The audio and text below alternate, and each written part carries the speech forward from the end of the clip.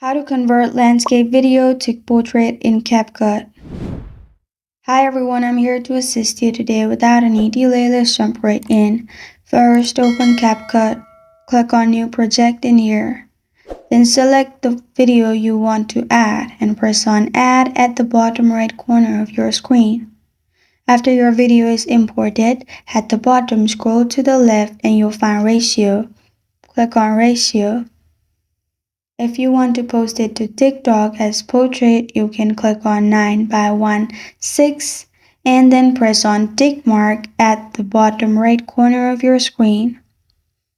After it's selected, you'll find black screen at the top and the bottom. You can simply zoom in the video, but the angle may not be nice. So what you can do is go to Canvas and then click on color.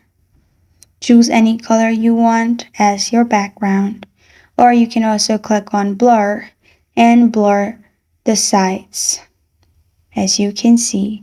And this is how to convert landscape video to portrait in CapCut. Thank you for joining me today. If this video helps you out, please leave a like and subscribe for more. Got a question or want to suggest a topic? Comment below. Thank you for watching.